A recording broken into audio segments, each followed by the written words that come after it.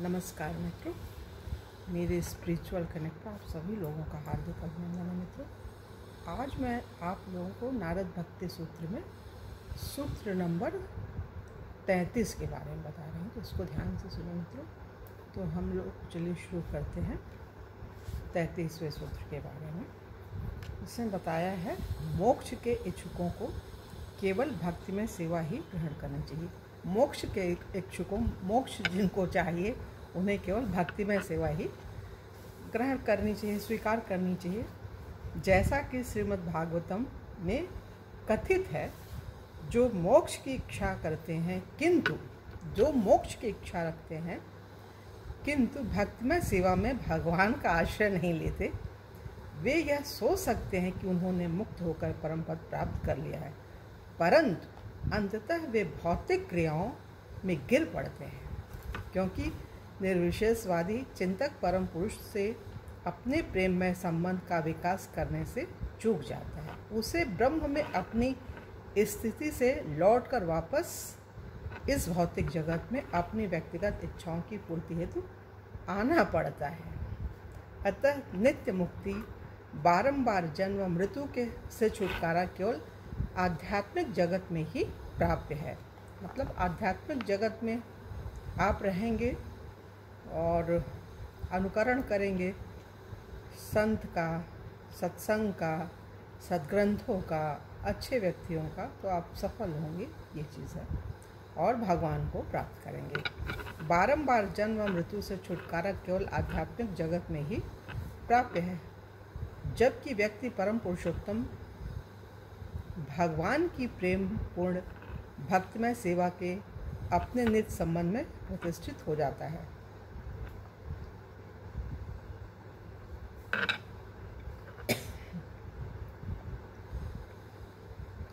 पूर्व सूत्रों में पहले के जो सूत्र थे उसमें नारद मुनि ने संकेत किया था कि शुद्ध भक्तिमय सेवा किसी पुरस्कार के भले व मोक्ष ही क्यों न हो हेतु नहीं की जाती।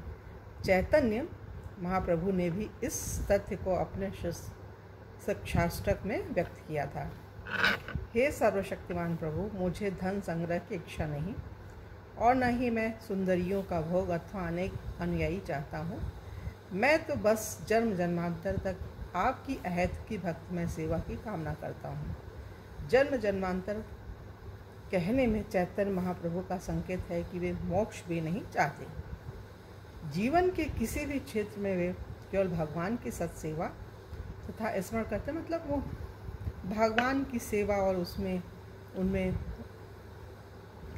उनका मतलब चिंतन मनन स्मरण करते हुए ही बिताना चाहते हैं, जो चैतन्य महाप्रभु जी हैं। और सही भी बात है मित्रों, जो भक्त होता है ना, तो भगवान के चिंतन में, उनकी कथा में, कथा कहने में लगा रहता है, उसको मोक्ष की भी इच्छा नहीं होती, क्योंकि भगवान की सन्निधि माने किसी भी प्रकार से, चाहे कथा कहो सुनो, तो वो जो है उसी में लगा रहता है, उसको मोक्ष की भी इच्छा। जैसे भगवान ने कहा ना, भगवान हनुमान ने कहा प्रभु वहाँ पे मिलेगी, राम भगवान ने कहा चलो हनुमान हमारे साथ बैकुंठ, बोले कि आपकी कथा मिलेगी वहाँ।